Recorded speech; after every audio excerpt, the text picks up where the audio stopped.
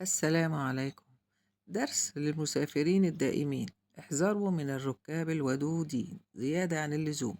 في رحلة إلى دبي جلست سيدة أكبر سنا بجانبي، طلبت بأدب المساعدة في حمل أمتعتها، لكن رجلا لطيفا على الجانب الآخر من الممر ساعدها بدلا من ذلك.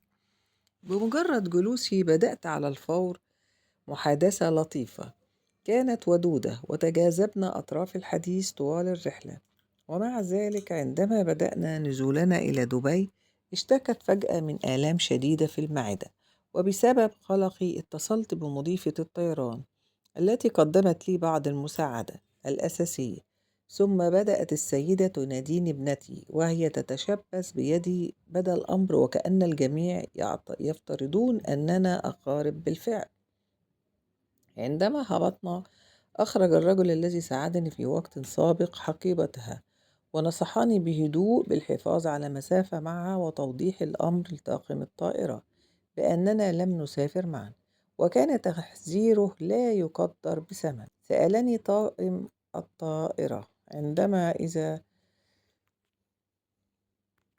كنا مرتبطين، فأخبرتهم بحزم أننا التقينا للتو على متن الطائرة. عندما نزلنا من الطائرة توسلت إلي أن أحمل حقيبتها. ترددت، لكن الرجل أشار إلي بقوة ألا أفعل ذلك، حتى أنه مرر لي ورقة نصحني فيها أن أترك الطاقم يتعاملون معها. شعرت بعدم ارتياح، لكني اتبعت نصيحته وغادرت الطائرة، تاركة إياها تنتظر كرسيها المتحرك. وبعد دقائق اندلعت الفوضى، لقد هربت من الكرسي المتحرك محاولة الهرب بحقائبها، وألقت شرطة المطار القبض عليها بسرعة. لقد صدمت عندما بدأت في الصراخ، ووصفتني بابنتها واتهمتني بالتخلي عنها عندما أدركت الحقيقة. كانت تحمل مخدرات وتحاول توريطي. لحسن الحظ تقدم الرجل ليؤكد أننا غرباء. طلبت منها الشرطة أن تزودني باسمي الكامل، لكنها لم تستطع، لأنني لم أذكره قط. تم تفتيش أمتعتي بدقة وإزالة الغبار عنها بحثا عن بصمات الأصابع، وكذلك أمتعتها. لم يتم العثور على أي صلة بيننا، وتم تبرئتي في النهاية. لقد علمتني هذه التجربة درسا لا يقدر بثمن: لا تلمس أبدا أمتعة أو مقتنيات أي شخص أثناء الرحلة أو في المطار، مهما بدا الطلب غير مؤذي. أمتعتك مسؤوليتك، وأمتعتهم مسؤوليتهم. الآن إذا لم يتمكن شخص ما من إدارة حجرة الأمتعة العلوية بالطائرة أو يحتاج إلى مساعدة، فأنا أوجهه إلى طاقم الطائرة دون تردد. قد تعتبر ذلك أمرا غير لائق، وقد حدث مع امرأة كانت في المطار. جاءتها امرأة كبيرة في السن، لم يكن معها أي أمتعة إلا صندوق. طلبت منها أن تضعه في العربة مع حقيبتها حتى تركب الطائرة، فوافقت بدون تردد. ولما كان وقت الصلاة قالت أنها رايحة تصلي وترجع طبعا. وافقت، لكنها لم ترجع إلى أن جاء وقت التفتيش والصعود للطيارة. بحثت عنها في كل مكان فلم تجدها، فأخذت العربة، لكن عامل الأمن طلب منها أن تترك العربة وتحمل حقيبتها والصندوق طبعا. بما أنه كان عندها ألم في يدها، لم تقدر أن تحمل الصندوق. وقالت أنه لامرأة أخرى ستأتي لأخذه وتركه في العربة. وذهبت للتفتيش، والمفاجأة أن المرأة كانت تستناها في الداخل، وطلبت منها صندوقها، فجاوبتها إنها تركتها في العربة قبل الدخول، فذهبت ولم تعد ولم تركب الطيارة. لا أدري هل تم القبض عليها ولا رجعت وبطلت تسافر. قصة أخرى لرجل كان مسافر في الليل في الحافلة لمسافة 6 ساعات.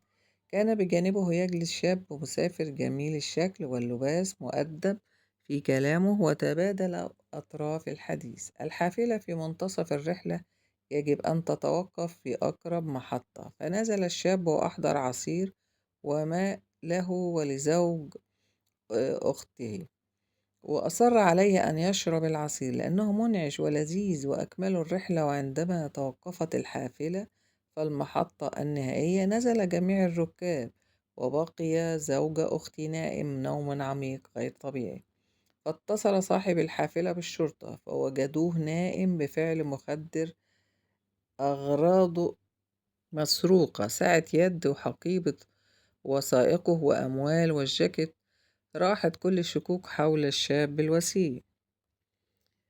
هناك قصة أخرى: اتهمتني سيدة في الحافلة بسرقة نقود من حقيبتها بعد أن وضعتها في حجري دون استئذان، ثم طلبت مني أن أعطيها مبلغا من المال وتتغاضى عن اتهامي، إلا أنني رفعت صوتي فسمع الركاب بالأمر، فقامت بالاتصال بشخص وطلبت منه انتظارنا بالمحطة. وعند وصولنا للمحطة تدخل أحد الركاب واتهمها بأنها هي اللصة المحتالة، ونصحني بالانصراف قبل مجيء أعوانها فهي تعمل مع عصابة.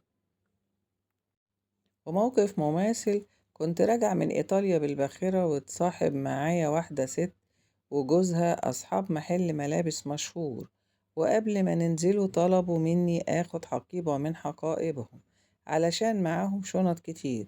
في الحقيقة أنا رفضت، وفوجئت بيهم مقبوض عليهم في الجمرك لحمل مخدرات.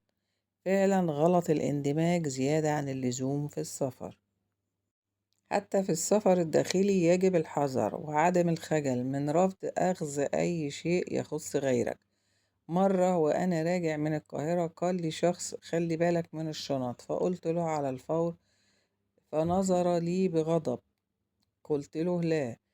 فنظر بغضب. قلت له: يا هذا، أنا محامي، هب أن في حقائبك مخدرات أو متفجرات، ماذا أفعل عليك بحقائبك؟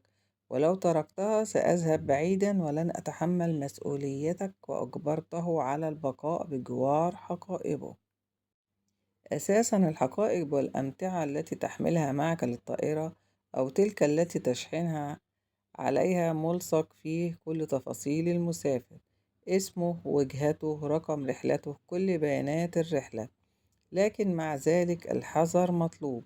لكن الخطر الحقيقي هو أن تضع في حقيبتك أغراض لشخص آخر لا تعرفه بحجة أن عنده وزن زيادة. هنا الطامة الكبرى. يا جماعة، لا تستهينوا بهذه النصيحة، ولأن ده بيحصل فعلا، ولأن هؤلاء الشياطين بيستغلوا طيبة الناس وحبهم للمساعدة ثم يوقعوهم في شر أعمالهم. ما هي الحاجات الممنوعة في حقيبة اليد في الطائرة؟ المواد الهشة أو القابلة للتلف، الأشياء الثمينة مثل العملات والمجوهرات، أجهزة الكمبيوتر والأجهزة الإلكترونية الأخرى التي قد تحتوي على بيانات شخصية، الأدوية والمعدات الطبية التي قد تلزمك أثناء رحلتكم الجوية أو سفركم. ومن الأشياء التي لا يسمح بحملها على متن الطائرة: الغازات مثل الغازات المضغوطة والغازات المسالة والغازات المسالة المبردة والغازات المذابة والغازات الممتصة والغازات القابلة للاشتعال وغير القابلة للاشتعال والغازات السامة مثل غاز البوتان والأكسجين والنيتروجين السائل وحقائب الزهر الخاصة بإنقاذ الأشخاص من الانهيارات الجليدية والأكسجين الطبي وزجاجات رذاذ الأكسجين والأكسجين المعلب وعبوات الأكسجين ورذاذ الأكسجين. دعاء السفر: كلمات حرص عليها الرسول: تحفظ المال والأهل. أعوذ بالله العظيم وبوجهه الكريم وسلطانه القديم من الشيطان الرجيم. اللهم لا تجعل الدنيا أكبر همنا ولا مبلغ علمنا. اللهم لا تدع لنا ذنبا إلا غفرته ولا هما إلا فرجته ولا عيبا إلا أصلحته ولا حاجة لنا من حوائج الدنيا والآخرة لك فيها رضا ولنا فيها صلاح إلا يسرتها وقضيتها برحمتك يا أرحم الراحمين. اللهم إنا نسألك في سفرنا هذا البر والتقوى ومن العمل ما ترضى. اللهم هون علينا سفرنا هذا وأطوي عنا بعده. الحمد لله والصلاة والسلام على رسول الله وعلى آله وصحبه. أما بعد، فقد قال النبي صلى الله عليه وسلم: 3 دعوات مستجابات لا شك فيهن: دعوة المظلوم، ودعوة المسافر، ودعوة الوالد على ولده. رواه الترمذي وحسنة الألباني. ودعوة المسافر مستجابة مدة سفره حتى يرجع. كان النبي صلى الله عليه وسلم إذا ركب راحلته قال الدعاء المشهور عند ركوبه، فيكبر 3 ويحمد الله جل وعلا ويقول: سبحان الذي سخر لنا هذا وما كنا له مقرنين وإنا إلى ربنا لمنقلبون. الله